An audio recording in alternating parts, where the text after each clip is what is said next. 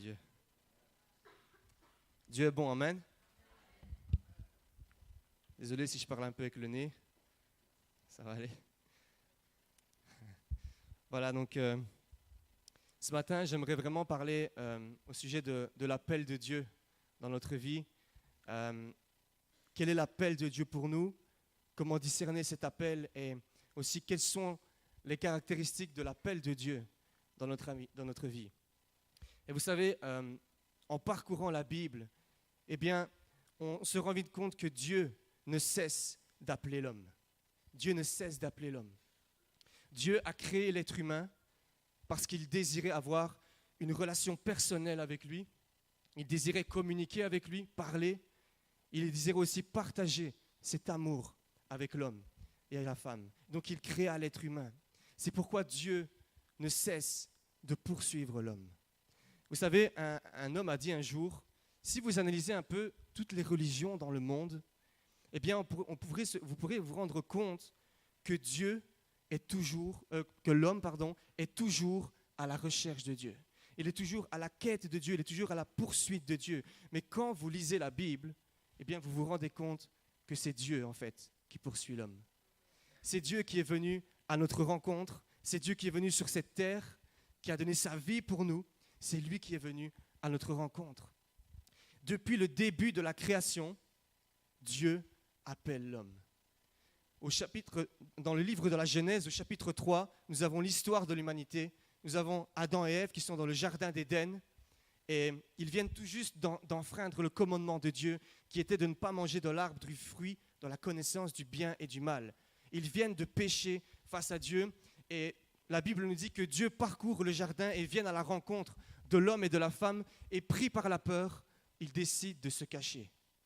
Et voici ce que dit la Bible. Mais l'Éternel Dieu appela l'homme et lui demanda « Où es-tu » Ça, c'est important. L'Éternel Dieu appela.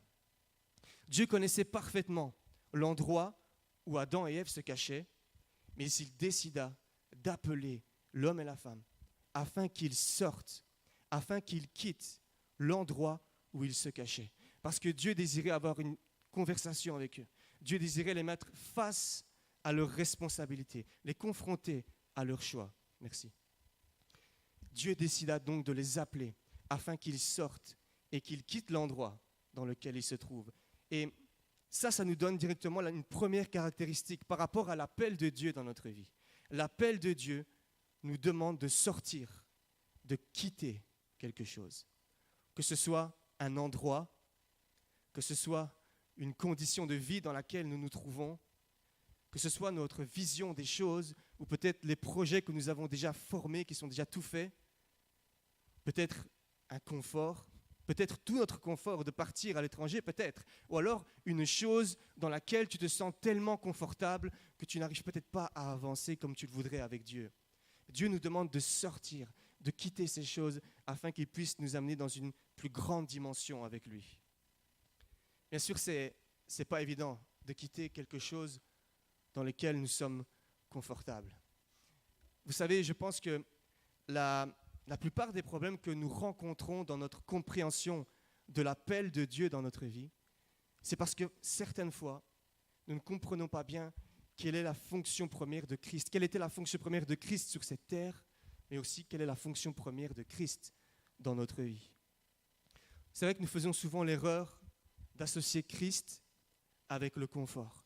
Et il faut avouer que souvent, nous venons à l'église pour être confortés, pour entendre des choses qui nous confortent, des choses qui nous font du bien. Et c'est vrai, on vient aussi pour ça à l'église, on vient pour être conforté, on vient pour être consolé, mais on ne vient pas uniquement pour ça. Et c'est malheureusement parfois les choses pour lesquelles, cette chose-là est malheureusement parfois la raison pour laquelle certaines personnes peuvent quitter, par exemple, l'église ou alors être découragées dans la foi. Et lorsqu'on se questionne par rapport à cette raison-là pour laquelle ils ont quitté l'église ou la foi, eh bien, on se rend compte que la plupart du temps, c'est parce qu'à un certain moment, ils se sont sentis inconfortables. À un certain moment, ils ont entendu des choses qu'ils jugeaient inconfortables et qui étaient difficiles à entendre. Bien sûr, c'est plus facile d'entendre des enseignements sur le fait que Dieu pourvoit, que Dieu est toujours là à nos côtés, qu'il ne nous abandonnera jamais, que Dieu est un Dieu d'amour, plutôt que d'entendre des enseignements sur le fait que la vie chrétienne nous demande de sacrifier des choses, nous demande de laisser des choses. C'est un sacrifice de soi. Plutôt que d'entendre que la vie chrétienne, c'est aussi parfois nous appellera à marcher dans des déserts et peut-être même dans la vallée de l'ombre de la mort. Ce sont des choses qui sont difficiles à entendre. Ce sont des choses qui sont inconfortables. Et vous savez, c'est exactement ce qui s'est passé avec Jésus. Tant que Jésus donnait de la nourriture confortable à ceux qui le suivaient, eh bien les gens continuaient à le suivre. Mais à partir du moment où Jésus va dire des choses qui sont un peu moins confortables, il va dire « mangez ma chair et buvez mon sang », là les gens, la Bible nous dit que les disciples, nombreux de ces disciples, l'ont abandonné. Ils sont partis. Pourquoi ? Parce que ces paroles étaient trop difficiles à entendre. Ces paroles étaient inconfortables. Et malheureusement, c'est ce qui se passe parfois. On a tendance à croire que Jésus n'était là que pour conforter, pour consoler. Mais Jésus a aussi confronté. Il a aussi des choses qui n'étaient pas faciles à entendre. Si nous analysons la vie de Jésus lorsqu'il était sur terre, eh bien, on peut constater que la fonction première pour laquelle il était là n'était pas vraiment de conforter les gens, mais plutôt de confronter. Laissez-moi juste vous expliquer quelque chose par rapport au Saint-Esprit. Jésus va dire « Il vous est avantageux que je m'en aille, car si je ne m'en vais pas, le Consolateur ne viendra pas vers vous. Mais si je m'en vais, je vous l'enverrai. » Donc nous voyons ici que Jésus nomme le Saint-Esprit le Consolateur, le Défenseur. Et donc nous comprenons que le rôle de consoler, de défendre et de conforter était plutôt réservé au Saint-Esprit. Mais si nous analysons la vie de Jésus, lorsqu'il était sur terre, la fonction première qu'il occupait était de confronter plutôt de conforter. Même s'il a conforté des personnes, même s'il l'a fait, il a plus souvent confronté en fait. On voit qu'il a confronté le système de l'époque qui retenait les gens captifs, qui les empêchait d'aller plus loin. Il a confronté toutes ces lois et toutes ces traditions que les gens avaient et dans lesquelles ils étaient tenus prisonniers. Il a confronté les religieux de l'époque. Il a confronté les pharisiens. Il a confronté les disciples lorsqu'il les a appelés à sortir de leur barque et à tout quitter et à le suivre. Il a confronté le système de l'époque. Et c'est important de bien comprendre ça. C'est important de bien comprendre la raison pour laquelle Christ est venu. Parce que si je ne comprends pas la raison pour laquelle Christ est venu, je serai aussi confus dans ma manière de venir à lui. Je serai aussi confus dans ma manière de répondre à son appel. Et alors nous allons commencer à associer la présence de Dieu au confort et on va commencer à associer les conflits et la confrontation à Satan. Alors que parfois, c'est Satan qui nous donne du confort au point que nous ne puissions plus avancer et c'est Dieu qui nous place dans des situations qui parfois causent du conflit et des confrontations autour de nous. Ce n'est pas d'office Satan qui est derrière ça. Donc, ce que je veux dire, et je vais donner un exemple par rapport à ça, c'est que dans l'évangile de Luc, au chapitre 6, Jésus est passé par la même situation. Jésus va guérir un malade le jour du sabbat. Que nous dit la Bible ? La Bible nous dit que les gens étaient remplis de colère. Ils voulaient du mal à Jésus parce qu'il avait guéri un malade le jour du sabbat. Il a confronté le système.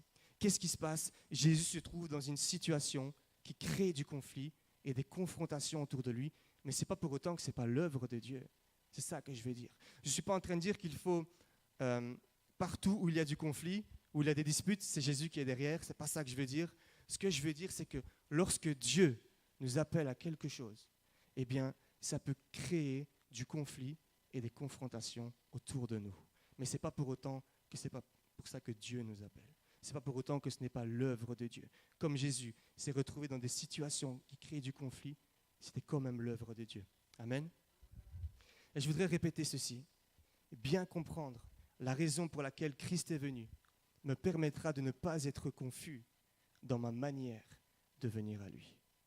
Que s'est-il passé lorsque Jésus a appelé ses premiers disciples ? Les a-t-il plutôt consolés, confortés, ou alors les a-t-il plutôt confrontés à quelque chose ? Regardez ce qui s'est passé ici. On parle de Jésus. Un jour, Jésus marchait au bord du lac de Galilée. Il vit deux frères, Simon, qu'on appelle aussi Pierre, et André, son frère, qui lançait un filet dans le lac, car ils étaient pêcheurs. Et Jésus leur dit, « Suivez-moi, et je ferai de vous des pêcheurs d'hommes. Jésus ici va confronter les disciples à une nouvelle réalité. Il va les mettre face à une difficulté. Jésus est en train de demander à ses disciples de quitter leur confort, de quitter leur travail, de quitter leurs habitudes. Certains ont même quitté leur père. Ils ont laissé, un disciple, je ne sais plus le nom, a laissé Zébédée dans la barque, son père, Jacques. Voilà. Il a laissé son père Zébédée dans la barque et il est parti pour suivre qui? Pour suivre Jésus, qu'il ne connaissait pas forcément, c'était le début. Pour aller où? Il ne savait pas. Pour faire quoi? Pêcheurs d'hommes, qu'est-ce que ça peut vouloir dire? C'était un mystère pour eux. C'était un mystère pour eux, mais Jésus les a confrontés à ça. Il les a mis face à une difficulté et ils ont quitté toute chose. Et ça me fait penser à l'histoire d'un autre homme dans la Bible. Ça me fait penser à Abraham. Un jour, Dieu parle à Abraham et dit « Va, quitte ton pays, ta famille et la maison de ton père pour te rendre dans le pays que je t'indiquerai. » Il faut savoir que Abraham vivait dans une ville, Ur en Chaldée, qui était très développée pour l'époque. Elle avait une bonne situation économique. Et donc, c'était une ville très confortable. Donc, quitter une ville aussi confortable et aussi développée, ce n'était pas un choix facile pour Abraham. Mais ce qui a vraiment attiré mon attention là-dedans, c'est que, en fait, Dieu va insister sur le fait qu'Abraham doit quitter la maison de son père. Et je me dis, mais pourquoi il insiste sur ça? Il dit, quitte ta famille et la maison de ton père. Je me suis dit, il y a sûrement une raison à ça. Et en fait, en lisant dans le livre de Josué, eh bien, on trouve la raison. Josué dit, voici ce que déclare l'Éternel, le Dieu d'Israël. Il y a bien longtemps, vos ancêtres, en particulier Téra, le père d'Abraham et de Nahor, ont habité de l'autre côté de l'Euphrate, et voici la raison, et ils rendaient un culte à d'autres dieux. Ils rendaient un culte à d'autres dieux. En d'autres termes, Dieu est en train de dire à Abraham, quitte, sors de l'idolâtrie, sors de cet endroit. Abraham a grandi dans cette maison où son père adorait d'autres dieux, où son père était idolâtre. Il a vu son père faire durant toute sa jeunesse, peut-être qu'il l'a fait lui-même parce que c'était comme ça que ça se passait. Et Dieu demande à Abraham de sortir, de quitter l'idolâtrie. Et vous allez me dire, mais qu'est-ce que ça peut vouloir dire pour nous aujourd'hui, l'idolâtrie? On n'adore plus forcément d'autres dieux, ou que sais-je. Mais qu'est-ce que ça peut vouloir dire? Comment ça nous parle à nous aujourd'hui? Que puis-je en tirer de ça? Eh bien, pour faire court, l'idolâtrie, aujourd'hui pour nous, représente tout ce qui va prendre la place de Dieu dans notre vie. Tout ce que l'on va considérer plus important que Dieu dans notre vie, toutes les choses que l'on va aimer plus que Dieu dans notre vie est considéré comme l'idolâtrie. Et donc, ça devient intéressant pour nous, parce que ça veut dire que l'appel de Dieu ne te demande pas seulement de quitter un endroit, mais te demande aussi géographique, mais te demande aussi peut-être de quitter un endroit spirituel dans lequel tu te trouves. Peut-être une mauvaise condition de vie, peut-être un péché qui te tient lié. Et Dieu ne désire pas seulement une partie de toi. Dieu désire t'avoir complètement. Il désire ta vie complète. Il ne désire pas que tu sois attaché à un péché qui t'empêche d'avancer. Il désire se servir de toi pleinement. Et il nous demande de sortir de ce péché, de sortir de cette mauvaise condition de vie, de sortir peut-être de cette idolâtrie. Rentrer dans l'appel de Dieu nous demande en tout cas de sacrifier quelque chose pour pouvoir entrer pleinement dans une nouvelle destinée avec lui. Et c'est le deuxième point que je voudrais partager avec vous. L'appel de Dieu nous fait entrer dans une nouvelle destinée. Nous l'avons vu avec Jésus, lorsque Jésus appelle ses disciples, il leur demande de quitter leur barque. Il leur demande de quitter leur zone de confort. Et Jésus, va dire quelque chose de très intéressant. On l'a déjà entendu des milliers de fois. On le connaît par cœur. Suivez-moi et je ferai de vous des pêcheurs d'hommes. Vous allez dire, mais qu'est-ce qu'il y a d'exceptionnel à ça? Qu'est-ce qu'il y a de si intéressant? En fait, c'est ce qui se cache derrière, en fait, qui est intéressant. En fait, Jésus, il va utiliser leur qualité de pêcheurs, mais pour un objectif différent. En fait, ils vont continuer à pêcher, mais plus pour eux-mêmes, en fait. Plus pour leur propre profit, mais pour Dieu, pour amener les autres à Dieu. Et ça, c'est intéressant pour nous, parce que ça veut dire que lorsque Dieu nous appelle, il ne nous appelle pas à être quelqu'un de différent. Il ne nous appelle pas à faire des choses différentes. Ce qu'il va faire, c'est qu'il va utiliser les qualités qu'il a déjà placées en nous, mais pour les utiliser pour un objectif différent. C'est l'objectif qui va changer. Ça veut dire que je ne vais plus le faire pour moi-même, mais je vais le faire pour Dieu. Et c'est ça qui va changer. Dieu va utiliser ses qualités en nous pour sa gloire. Et, vous savez, longtemps, j'étais dans cette réflexion et je me disais, j'étais même très frustré par rapport à ça. Je me disais, mais moi, je ne sais pas vraiment quel est l'appel de Dieu pour ma vie. Je ne sais même pas si j'en ai reçu un. Et je me disais, mais qu'est-ce que je peux faire pour Dieu? Je ne sais pas vraiment ce que je peux faire pour Dieu. Et j'étais vraiment frustré par rapport à ça. Et j'ai entendu beaucoup de personnes ici avec qui j'ai parlé qui disaient la même chose. Quel est mon appel? Et je voudrais vraiment vous raconter une petite histoire par rapport à ça, très vite. Une histoire, c'est quelque chose qui s'est vraiment passé. C'est l'histoire d'un jeune homme qui un jour entre dans le bureau du général de l'armée du salut. Il entre dans son bureau, il s'assoit et il dit au général, il dit voilà, je suis là parce que je ne sais pas quoi faire de ma vie. Je ne sais pas quel est mon appel pour Dieu, je ne pense pas avoir reçu même l'appel de Dieu dans ma vie.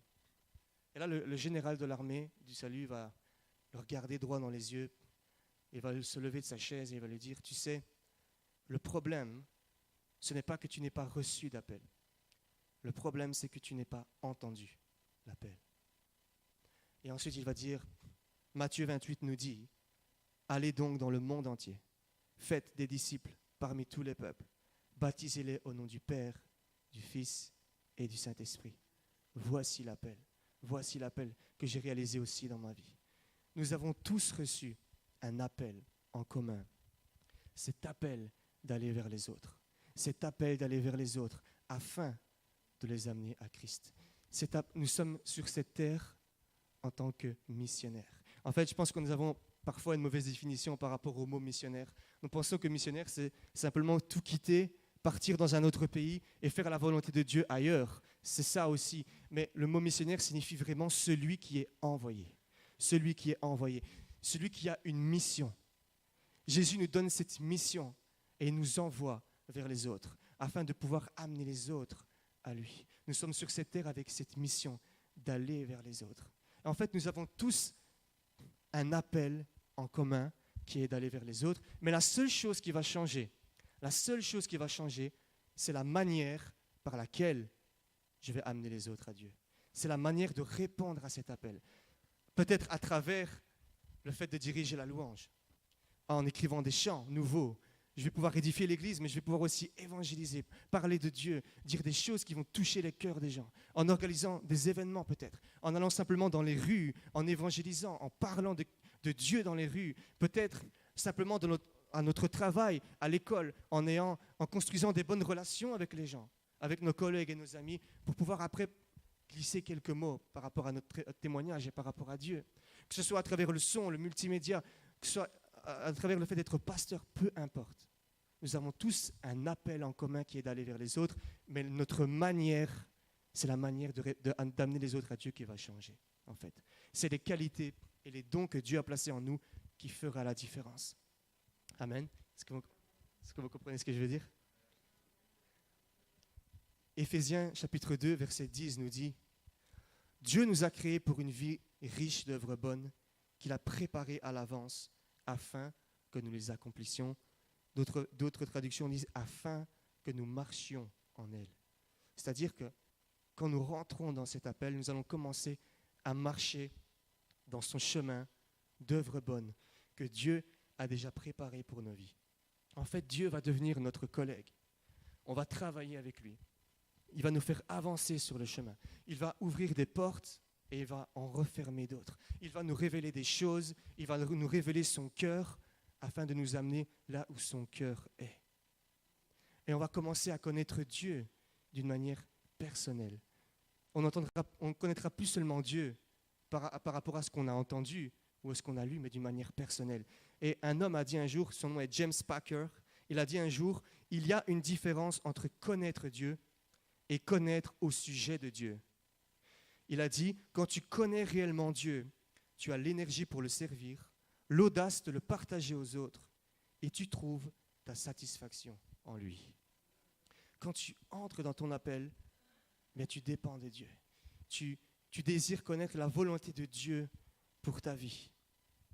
Et tu commences à vivre des choses que tu ne vivais pas forcément auparavant. Tu commences à à découvrir comment Dieu agit avec toi.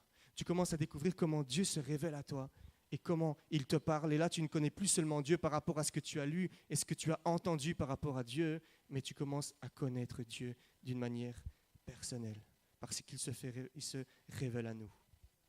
Le premier point était que l'appel nous demande de sortir, de quitter, que ce soit un endroit ou que ce soit une condition de vie, ou peu importe, ça nous demande de sacrifier quelque chose, de sortir vers les autres. Nous avons vu que l'appel de Dieu nous fait entrer dans une nouvelle destinée. Désormais, les choses, on ne les fait plus pour nous, et on les fait pour Dieu. L'objectif change. Et le troisième point que je voudrais partager avec vous, le dernier, c'est que l'appel de Dieu nous demande d'être obéissants. David Wilkerson a dit un jour, quand Dieu vous appelle à quelque chose, il ne vous appelle pas toujours à réussir. Il vous appelle à obéir. Le succès de l'appel dépend de lui, mais l'obéissance dépend de toi. L'obéissance dépend de toi. Le succès de l'appel, ça dépend de Dieu. C'est lui qui fait toutes choses. C'est lui qui dirige les choses. Mais l'obéissance, ça dépend de nous. Qu'est-ce que l'obéissance? L'obéissance signifie se soumettre, s'humilier. Pour nous, se soumettre et s'humilier devant Dieu, en acceptant de ne plus diriger ma vie avec mes propres choix, avec mes propres désirs, avec ma propre vision, mais avoir assez d'obéissance et de foi pour laisser Dieu, en fait, diriger ma vie selon sa vision des choses, selon ses projets, selon ses désirs pour ma vie, même si je ne sais pas quels sont ses projets pour ma vie. Et c'est là que ça devient difficile. C'est là que l'obéissance et la foi entrent en jeu. Et vous savez, ce qui est réconfortant là-dedans, c'est que Dieu ne veut pas que nous soyons obéissants parce qu'il désire exercer son pouvoir d'autorité sur nous et nous diriger comme des marionnettes. C'est pas ça. Ce que Dieu veut, en fait, il veut que nous soyons obéissants parce qu'il nous aime tellement, qu'il sait pertinemment que c'est qu'en lui obéissant à lui seul, que l'on pourra être là où c'est le mieux pour nous, en fait. Et donc, quand on comprend ça, on comprend que l'obéissance, ce n'est pas un poids sur nos épaules. C'est difficile d'obéir. C'est vrai que c'est difficile, mais je dois obéir à Dieu. Mais on comprend qu'en fait, c'est un acte d'amour de la part de Dieu. Parce qu'il sait que si on lui obéit, si on obéit à sa voix, à ses commandements, eh bien, on sera là où c'est le mieux pour nous. Là où on sera le mieux dans notre vie, au centre de sa volonté. Là où il pourra pleinement nous bénir et bénir nos cœurs. C'est un acte d'amour de la part de Dieu pour nous. Et non seulement c'est un acte d'amour de la part de Dieu, mais Dieu réserve des bénédictions à ceux qui obéissent à sa voix. Dieu a béni Abraham parce qu'il a obéi à la voix de Dieu. Il a fait de lui le père d'une grande nation, une source de bénédiction pour tous les peuples de la terre. Source de bénédiction pour tous les peuples de la terre. Jésus nous promet également de nous bénir si nous décidons de lui obéir et d'entrer dans son appel. En Jean chapitre 15, il nous dit comme ceci au verset 10, « Si vous obéissez à mes commandements, vous demeurerez dans mon amour. » Il dit aussi, « Vous êtes mes amis si vous faites ce que je vous commande, si vous m'obéissez. » Il dira aussi au verset 16, « Je vous ai donné mission d'aller, de porter du fruit qui soit durable. Alors le Père vous accordera tout ce que vous lui demanderez en mon nom. » Et donc ici, Jésus nous promet de demeurer dans son amour, d'être appelé son ami, si nous obéissons à sa voix et à ses commandements. Et en plus de ça, il nous fait la promesse que si nous obéissons et que nous allons vers les autres, que nous répondons à son appel qu'il a lancé dans nos vies, il nous promet que si on fait tout ça ensemble, que nous demeurons dans son amour, que nous respectons ses commandements et que nous allons vers les autres, il nous promet que Dieu nous accordera tout ce que nous lui demandons dans le nom de Jésus. N'est-ce pas une magnifique promesse? N'est-ce pas une magnifique promesse et une source de motivation pour nous d'obéir à la voix de Dieu? Non pas obéir comme des religieux, le fait d'obéir à des commandements et dire voilà, j'obéis à tout, c'est pas ça, mais vraiment de pouvoir être obéissant à ce que Dieu nous demande de faire et à la voix de Dieu, à ses commandements, mais en répondant par un acte d'amour. Nous savons que tout nous vient par grâce, mais Dieu nous demande aussi de pouvoir obéir à sa voix.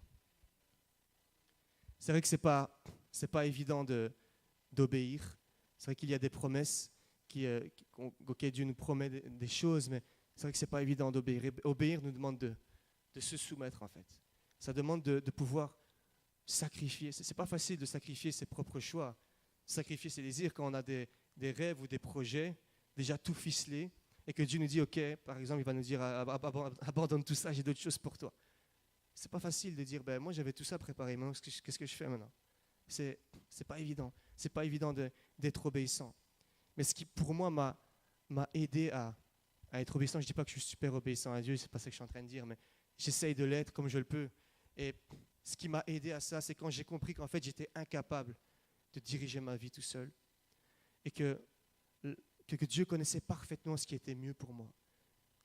J'ai alors réalisé que lui obéir, c'était la seule et en fait la meilleure des choses que je pouvais lui faire pour pouvoir répondre à son appel et pour pouvoir être exactement là où je devais être. Quand j'ai compris que c'était en fait l'amour de Dieu à travers ça, ça m'a aidé, même si ce n'est pas facile, même si j'en ai pleuré, on en a pleuré avec ma femme, même si j'ai dû quitter un travail que j'aimais vraiment. Mais je me suis dit, je préfère être dans un endroit où j'ai rien, mais où je suis dans la volonté de Dieu, que peut-être être ici en ayant tout ce que je veux, mais étant hors de la volonté de Dieu, ou en n'ayant pas répondu à son appel, en ayant esquivé l'appel de Dieu pour pouvoir diriger ma vie comme je l'entendais. C'est ça qui m'a conforté, c'est ça qui nous a confortés. Je voudrais juste terminer par une courte prière maintenant. Je voudrais vous demander de vraiment fermer les yeux, qu'on puisse prier ensemble. Je veux vraiment qu'on prie ce matin pour que le Saint-Esprit puisse révéler dans nos vies quelles sont les qualités et les dons qu'il a placés en nous, afin que nous puissions les mettre en pratique pour lui. Seigneur, je te prie ce matin, Saint-Esprit, je te prie, viens maintenant, viens maintenant. Je sais que tu es là, Saint-Esprit, viens maintenant et viens révéler aux vies, au cœur, les dons et les qualités que tu as placés en nous, afin que nous puissions, Seigneur, répondre à cet appel d'aller vers les autres, afin de les amener à toi.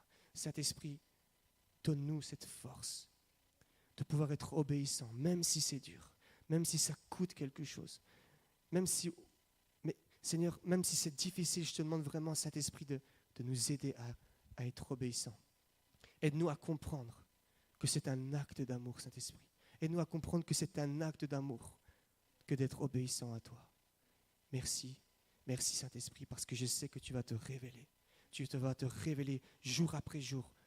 Et je sais que tu rendras conscient des qualités et des dons que tu as placés en chacun de nous.